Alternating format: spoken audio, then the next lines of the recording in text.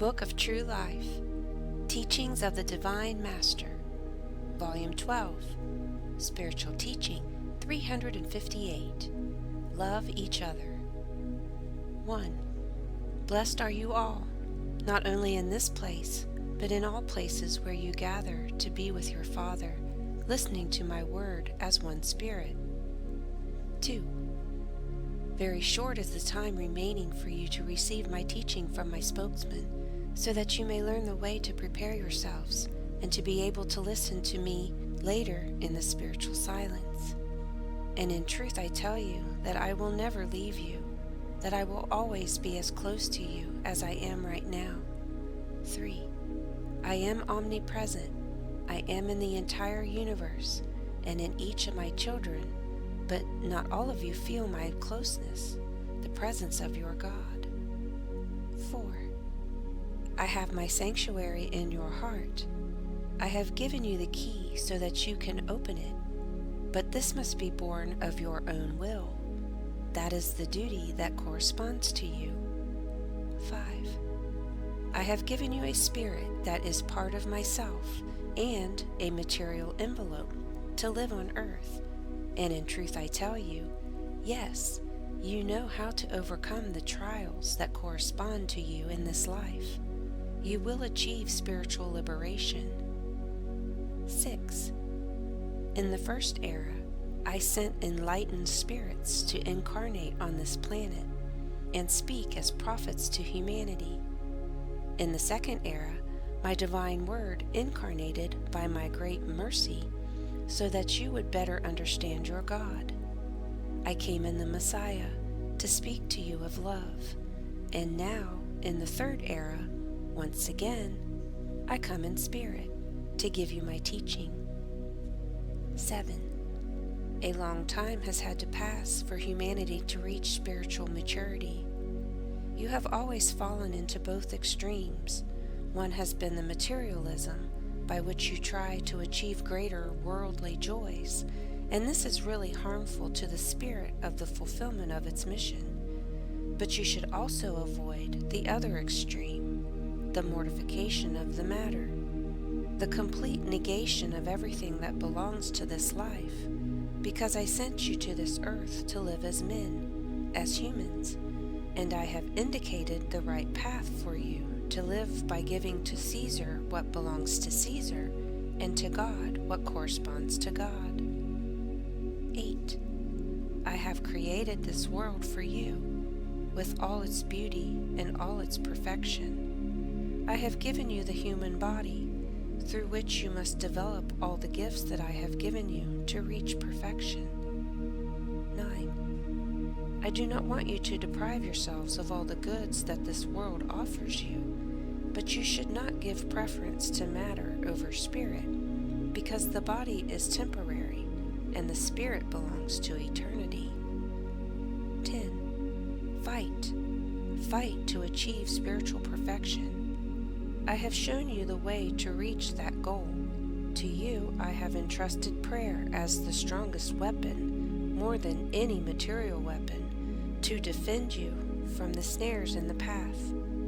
But the best weapon you will have is when you comply with my law. 11. What is prayer? Prayer is petition, intercession, adoration, and contemplation.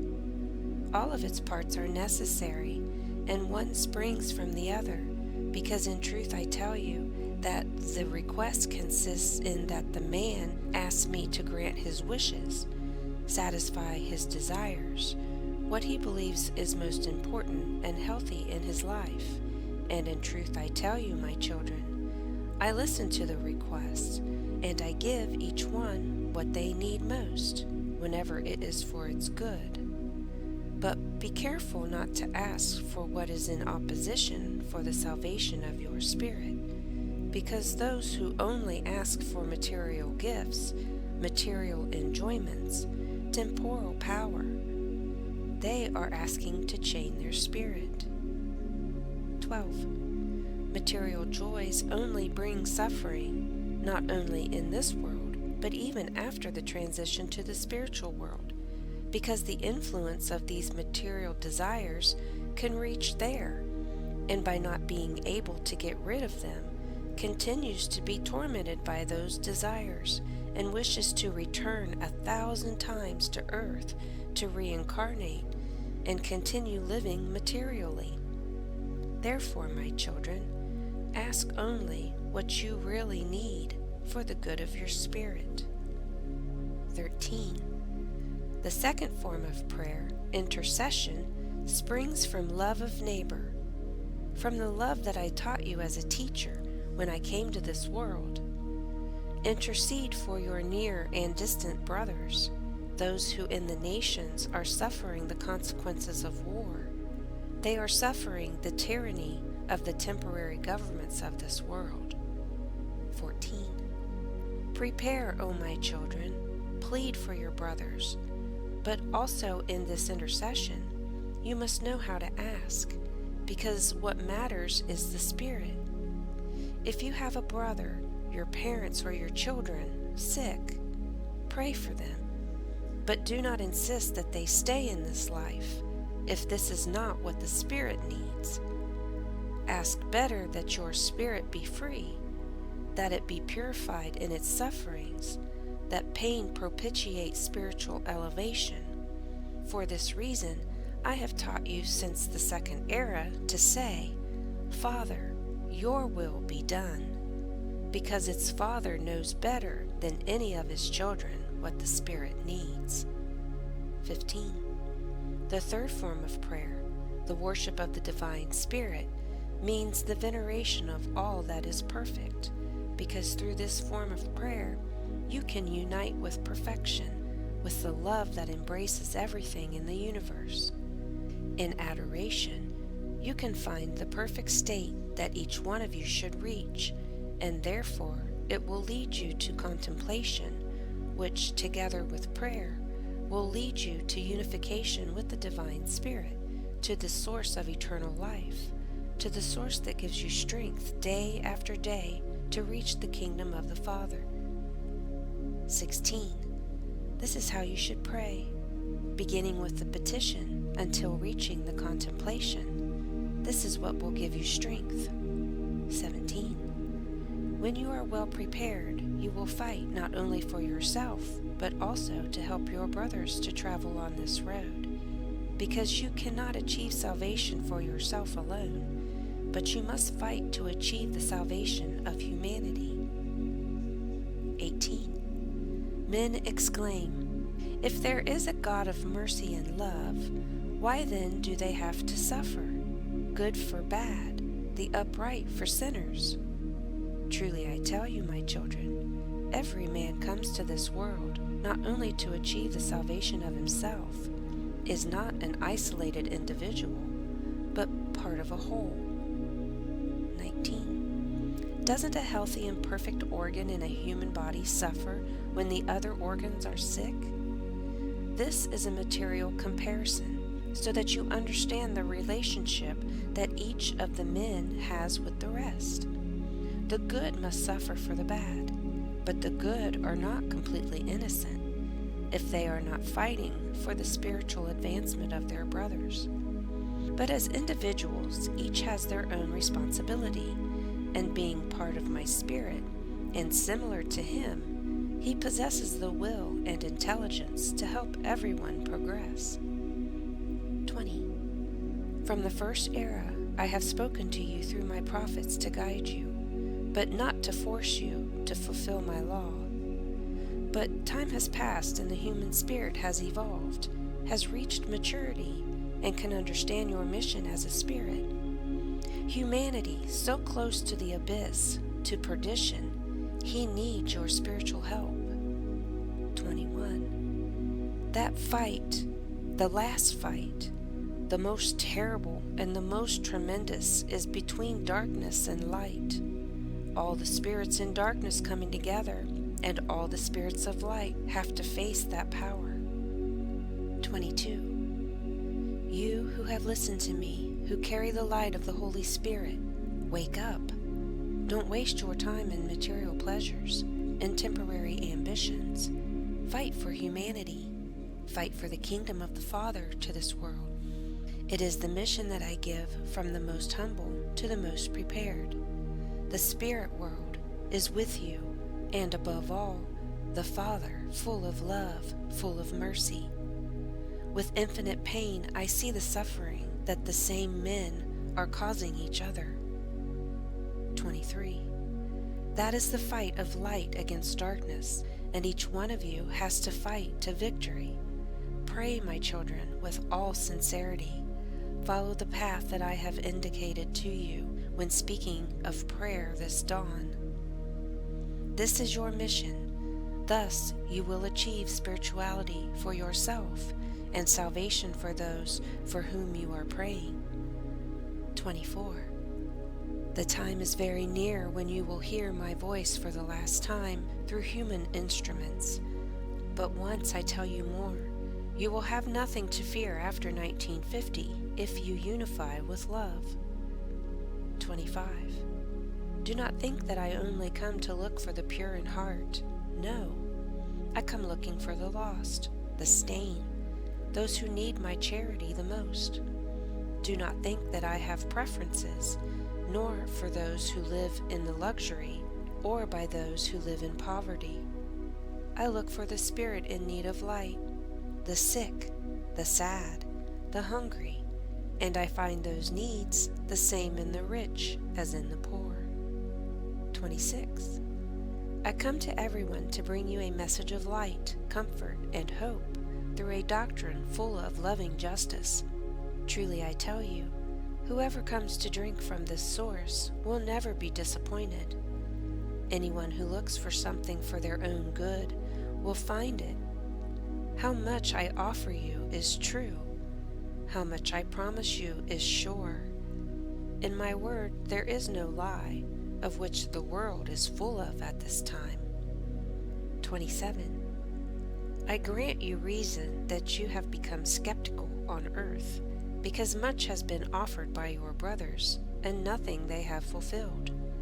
That is why there are millions of men who believe nothing or hope for nothing, because after one deception, another deception has made them victims. But I ask you, what do you expect from a materialistic world, selfish and inhuman? What do you expect of those who rule the world, who do not let themselves be governed by the consciousness, which is the only light that guides you on the true path? 28. Come back to me, but approach without complaints or grudges toward your brothers. Reach me, and let my word rekindle the light of faith in your spirit, because then you will stop being weak. Bitterness will depart from you, and instead of mistrust and fears before humanity, you will have strength, hope, and charity. 29. When my light has penetrated all the hearts, and men who led the peoples, those who teach, and all those who carry out the most important missions, let themselves be guided and inspired by that superior light that is consciousness, then you will be able to expect from the others. Then you will have faith in your brothers, because my light will be in everyone, and my presence and my justice of love will be in my light. 30. Now you live in a time of confusion, in which you call the bad good, in which you think you see light where there is darkness, in which you put the superfluous before the essential. But my charity, always ready and timely, will come in time to save you, showing you the luminous path of truth, the path from which you have departed. 31. Peoples advance, growing more and more in scientific knowledge, but I ask you, what wisdom is it that the more men penetrate it, the more they move away from the spiritual truth, where the source and origin of life is? 32. Today human science is a wisdom as conceived by a world sick in selfishness and materialism. 33. That knowledge is false, and that science is bad, since with it you have created a world of pain. Instead of light, it is darkness, since you are pushing the peoples to destruction. 34. Science is light. Light is life. It is strength, health, and peace. Is this the fruit of your science? No, humanity. That is why I tell you that as long as you do not let the light of consciousness pierce the darkness of your understanding, your works can never have a spiritual or high principle. They will never go beyond being human works. 35. True science, the science of good, is in me, and I am the one who inspires it to those who have offered me their mind as a repository for my revelations. They are those men who have sacrificed themselves, consecrated its existence, in pursuit of a discovery, a revelation that benefits humanity. Those men have indeed opened paths of light. They have brought to their brothers a message of peace, of health, of comfort. Some have done complete works, others have been precursors, but both have taught you with works that good, love, elevation of spirit have been the key to its success. 36. Truly I tell you that with love, with the ideal of doing good and bringing peace to those in need of it, you can open the most secret door of my arcanum, because there is no door that resists the call of my love. On the other hand, the one who seeks wisdom, science, and power, inspired by selfish and proud ends, that one has had to steal. He has to steal in order to possess something that he wants revealed to him.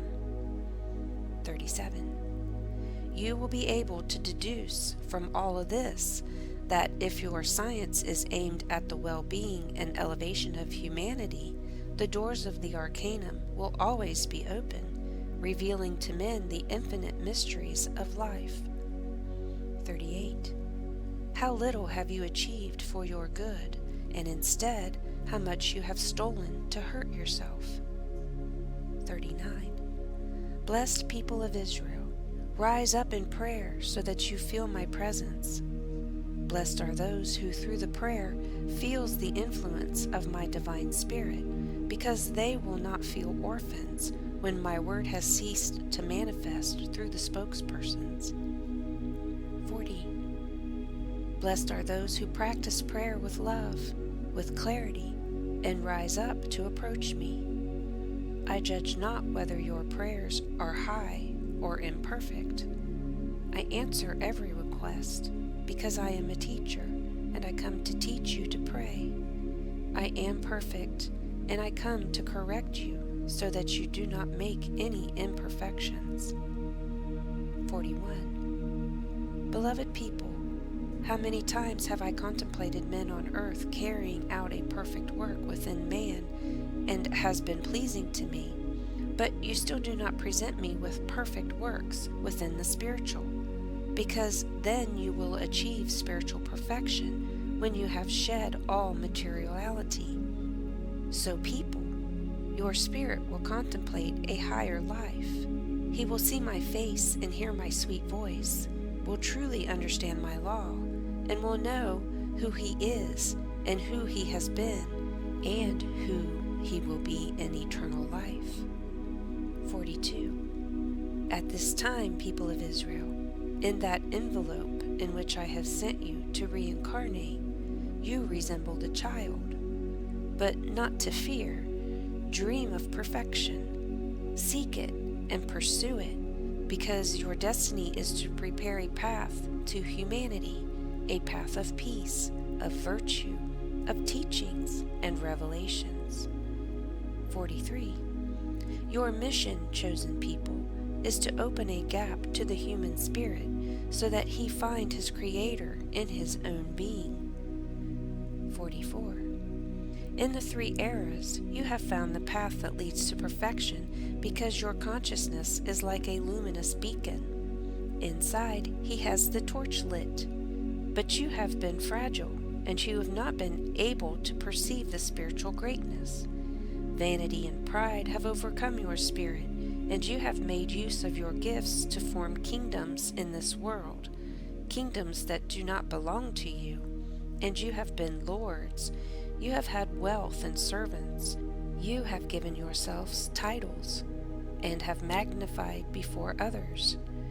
You have forgotten your Father and your mission. But more, later the same world has risen up against you, has humiliated and subdued you. But within that slavery in which you have fallen, Israel, you have not forgotten me. You took advantage of the moment of your preparation to travel again in the path that leads you to me, when listening to the voice of your conscience. 45. Why have I allowed those falls? Why have I let you taste and know all the vanities, the miseries, and the false greatness of this life? Have I really allowed it? Yes, my chosen people. I have allowed even the tower of perversity and human sin also to rise before me. I have allowed within my creation to rise the 7 great sins from which all the others derive. But truly I tell you, sin was not born in me. The sin does not have its origin in me. I have only allowed it to exist for your spirit to gain experience, so you can appreciate the greatness of your God, His perfection, His justice, His love, His truth, so that you can appreciate what is perfect and also know the imperfect. 46. But in truth I say to you, enough. I find you captives, loaded with chains, miseries, and diseases. But in the middle, from your captivity, you have not forgotten me. And I tell you, have faith in the Father, and in you, Israel, I come to set you free. 47. Your evolution is great, your spirit is great, and it recognizes me. You will treasure in Him truth, sincerity, charity, and love, and with these gifts you can bring peace, harmony, light, and health to the world. 48. Who can give you peace in this world and appease the wars that engulf the nations? Those gifts you have. That is your true greatness, based on humility, on meekness. People never delivered the word of love or truth for the riches of the earth. Never exchange an act of charity for flattery, because then you will not be bearing witness that you are my disciples. 49. The people of Israel of this third age will be a model of humility, meekness, and spirituality. Walk through the path of perfection. Now you know, people, that the peace, the wisdom, and the teaching that I am pouring out on your spirit, it is not only for you to store it, but this doctrine must be spread, delivered, spread among humanity. You are the ones in charge of doing it. 50. The Master tells you, it is not enough for you not to do evil. You must do good, so that you may be worthy of my glory. I have forgiven you all your mistakes, all your falls. You I have washed all your stains with my word, with my blood and my tears. That is why I ask you to fight, to work, so that you can reach the end of the day where I am. 51. Realize, people, the great mission that I have entrusted to you from the moment of your creation. You don't know if it's the last time you come to dwell on earth, but if you leave your mission unfinished, I will send you back to the world, one, so that you can reap the harvest, and the other, so that you can complete the mission you have started. But others of you will not return more to earth. I will give you missions, so that in spirit you can work and fight. 52. I will reveal to you great lessons from the hereafter, because I have been preparing you for the spiritual life, for the true life, for that life that has no beginning and no end. I will prepare you. I will show you the way, and I will show you the door too, because you are the firstborn, to whom I have always taught the way, that you must also teach others. And so on, as in this world, I have pointed out the path to you. In the hereafter, you will have to recognize it, and you will continue to lead the spirits on the path that leads to true peace. 53. People, the time when you should know how to pray has come among you. I do not come to tell you to prostrate on the ground. I come not to teach you to pray with your lips, or to cry out to me beautiful prayers with flowery words. I come to tell you, seek me with your thought, raise your spirit, and I will always descend to make you feel my presence. If you don't know how to talk to your God, repentance, your thoughts, your pain will suffice, your love will suffice. 54. This is the language that I listen to, the one that I understand, the language without words, that of truth and sincerity. That is the prayer that I have come to teach you in this third era. 55. Whenever you do a good work, you have felt my peace, tranquility, and hope, and I am very close to you. 56.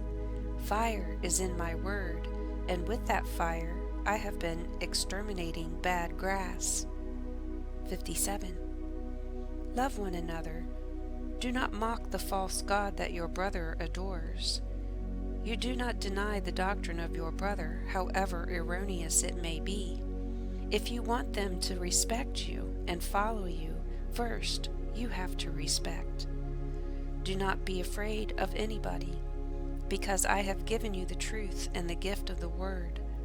Get up, speak up, and convince your brothers. In the word is the balm, love, strength, and life. In the word is the power to rise up. 58. My word will be written for all time.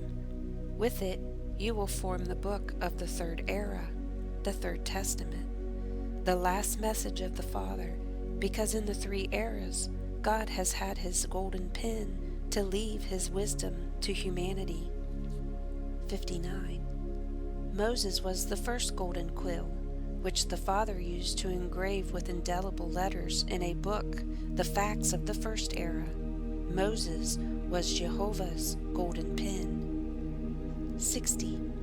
Among my apostles and followers of the second era, the Messiah had 4 feathers, and they were Matthew, Mark, Lucas, and John.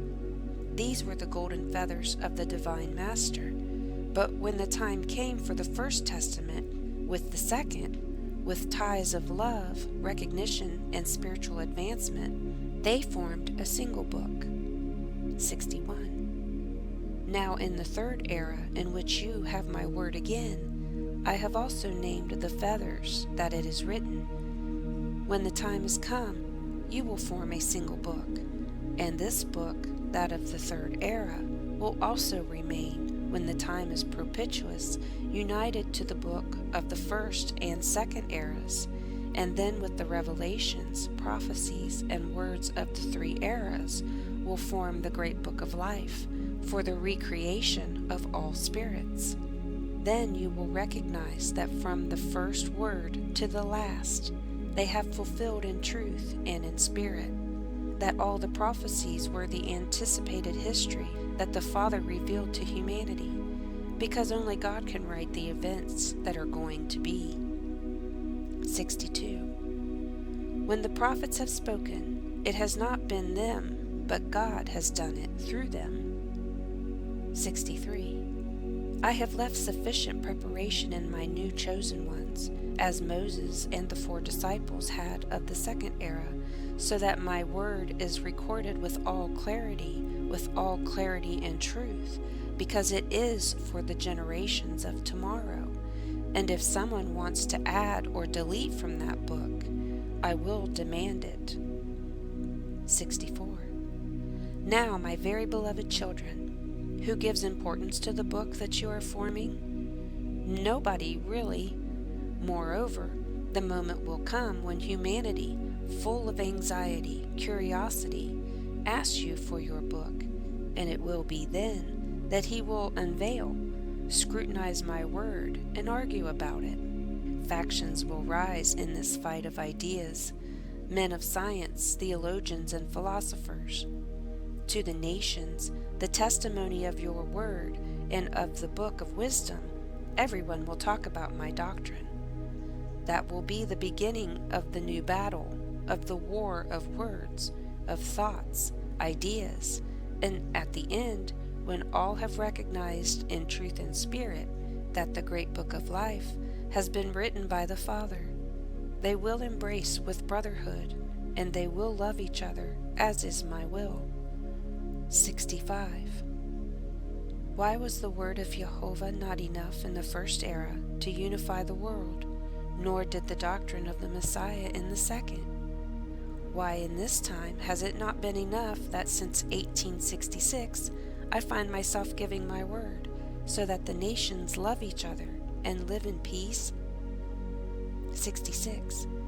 It is necessary that the 3 books form a single one, so that this word enlighten the universe. Then mankind will be around this light, and the curse of Babel will be erased, because all men will read the great book of true life. All will practice the same doctrine, and they will love each other as children of God, in spirit and in truth. My peace be with you.